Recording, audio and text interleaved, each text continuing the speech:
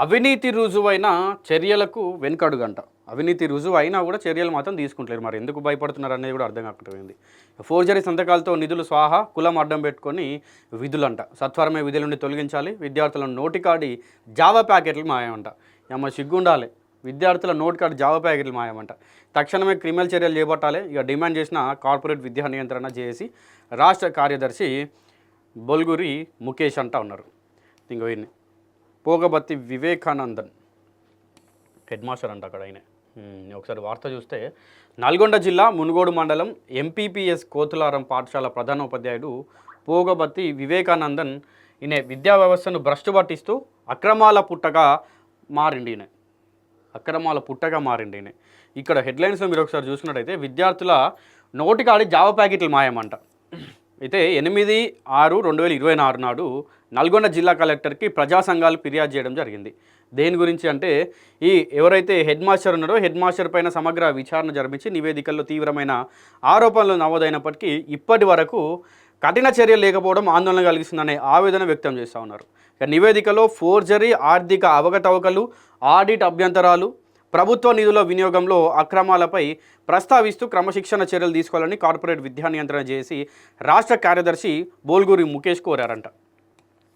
అయితే సమాచార హక్కు చట్టం ఏదైతే ఉందో దాని ద్వారా వెలుగు చూసిన అంశాలు విద్యాశాఖలో ఇతను చేస్తున్న అరాచకాలకు అడ్డం పడుతున్నాయంట. సో ఇంత దిగజారిపోయి ఇంతగానం చేయాల్సిన అవసరం ఏమొచ్చిందో మరి ఆయనకు ప్రభుత్వం నుంచి వెళ్ళి జీతం సరిగ్గా వస్తలేదో లేకపోతే వచ్చింది కూడా అందుతలేదో మరి అంటే సరిపోతలేదో అర్థం కావట్లేదు.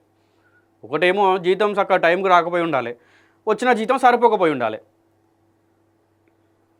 లేకుంటే అత్యాశాన్ని ఉండాలి. ఇక ప్రధానోపాధ్యాయుని బాధ్యతారహిత ప్రవర్తన, అరాచక వైఖరిని భరించలేక విద్యార్థులు పాఠశాలకు రావాలంటేనే భయపడే స్థాయికి పోయిరంట. ఇక దీనివల్ల విద్యార్థుల సంఖ్య దారుణంగా తగ్గి కేవలం 8కి పడిపోయిందంట. ఇది ప్రభుత్వ పాఠశాలల పట్ల ఇతని నిర్లక్ష్యానికి నిదర్శనం. అది అధికార యంత్రాంగం అండతో కులాన్ని అడ్డుపెట్టుకొని దౌర్జన్యం చేస్తున్నారు. ఇతని అరాచకాలకు భయపడతా ఉన్నారు. స్థానిక స్థాయి అధికారుల అండదండలు ఉండడంతో ఇతని అరాచకాలకు అడ్డు లేకుండా పోయింది. చట్టాన్ని, ఉన్నతాధికారులను లెక్క చేయని ధీమాతో ఇతను వివరిస్తూ ఉన్నారు. ఈయన చేసేటువంటి పనులకి విద్యార్థుల సంఖ్య కూడా 8కి వాడిపోయిందంట. అంటే 8 మంది విద్యార్థులు ఉన్నారంట. నేరపూరిత ఫోర్జరీ, నిధుల లూటీ. ఈయన ఫోర్జరీ చేయడము, ఇంకోటి నిధులను లూటీ చేయడం, నిధులని పక్కదారి పట్టించడం, పాఠశాల నిధులను కాజేసేందుకు తోటి ఉపాధ్యాయుల సంతకాన్ని ఫోర్జరీ చేయడం దారుణం. ఇది కేవలం అవినీతి మాత్రమే కాదు, ఐపీసీ సెక్షన్ 468, 471 కింద తీవ్రమైన క్రిమినల్ అవుతుంది నేరం. ఫోర్జరీ సంతకాలు చేయడం అనేది అది మరి ఈయన ఎంతవరకు దాన్ని ఎంతగా ఆలోచించిండో మరి ఎట్లా చేసిండో. ఇవన్నీ చేయాలంటే కూడా నాకు ఇప్పుడు వాళ్ళ దగ్గరికి పోయి సంతకాలు పెట్టుర్రు అంటే లెక్క చూస్తారు, ఇదేంది తేడా కొడుతుందని చెప్పి వాళ్ళు అడుగుతారు, దానికి సమాధానం చెప్పాలి. ఇది అంతేందుకు సపరేట్గా నేనే వాళ్ళ సంతకాలు పెడతా అయిపోతే కానీ ఇక ఫిక్స్ అయ్యిండో ఏమో, ఇక ఫోర్జరీ సంతకాలు కూడా పెట్టిండు. అయితే ఇది ఓన్లీ అవినీతి కిందకే రాదు, ఇది సెక్షన్ 468, 471 కింద అది క్రిమినల్ నేరం కూడా అవుతుంది. మరి ఎట్లాంటి చర్యలు తీసుకుంటారు అంటే ఇవన్నీ రుజువైనాయి, ఇవి ఆరోపణలు కాదు. ఏదో తోటి ఉపాధ్యాయురాలో లేకుంటే అక్కడ పనిచేసేటువంటి ఈ అటెండర్లో లేకపోతే ఆ స్కూల్లో చదువుకునేటువంటి విద్యార్థినిలో విలేజ్లో ఉన్న స్థానికులు వీళ్ళు ఎవరు చేస్తలేరు, ఆరోపణలు కాదు, ఆల్రెడీ రుజువైనాయి ఇవి. ఇక బోగస్ బిల్లుల దందా అంట. జీఎస్టీ బిల్ నంబర్ లేని నకిలీ రసీదులతో ఆడిట్ అధికారులను తప్పుదోవ పట్టించి ప్రభుత్వ సొమ్మును దుర్వినియోగం చేశారు. బిల్లులు అసలు జీఎస్టీ లేని నెంబర్లు, జీఎస్టీలు బిల్ నెంబర్ లేని వాటిని తీసుకొచ్చి ఆడిట్ అధికారులను కూడా తప్పుదోవ పట్టించిందంట. అంటే ఇక బిల్లు ఎగ్జాంపుల్గా 30 రూపాయలు వచ్చింది అనుకోండి, దానిపైన జీఎస్టీ బిల్ నెంబర్లు ఇవన్నీ ఏం లేకపోతే ఇష్టం వచ్చినంత రాసుకోవచ్చు. ఈయన 30 రూపాయలు కానీ 130 ఇవ్వచ్చు, 330 కూడా ఇవ్వచ్చు, అడిగేటోళ్ళు లేరు. సో అట్లా ఆడిట్ అధికారులను కూడా తప్పుదోవ పట్టించిందట. ప్రభుత్వ సొమ్ముని దుర్వినియోగం చేస్తారు. ఇక దాతలు పాఠశాల అభివృద్ధికి ఇచ్చిన వస్తువులను అంటే ఫ్యాన్లు, కుర్చీలను ఇక ఏ స్థాయి వరకు ఈయన చేయొచ్చు, నేను ఇక్కడి వరకు అంత దిగజారినా కూడా నాకు ఎంతో కొంత లాభం వస్తుందంటే నేను ఏ స్థాయికైనా దిగజారుతా అన్నట్టున్నది.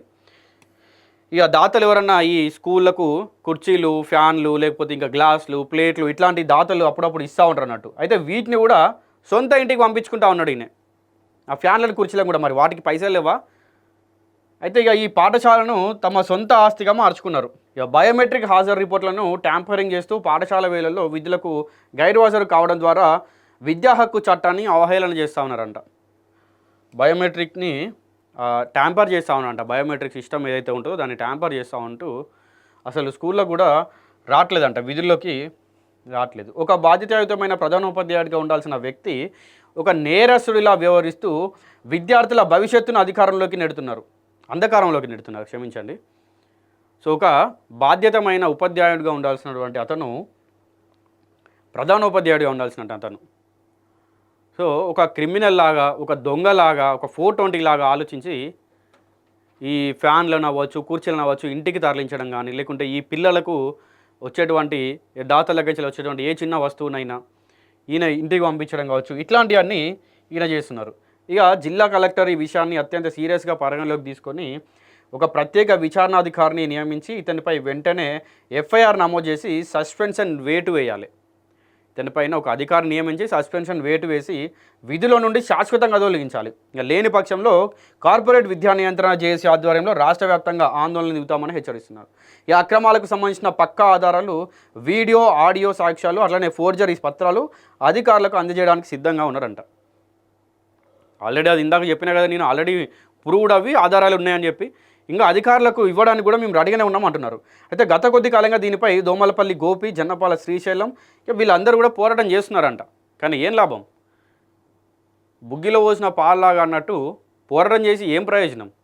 పట్టించుకోకపోతే, అధికారుల దగ్గర నుంచి స్పందన లేకపోతే వీళ్ళు ఎంత చేసి ఏం లాభం?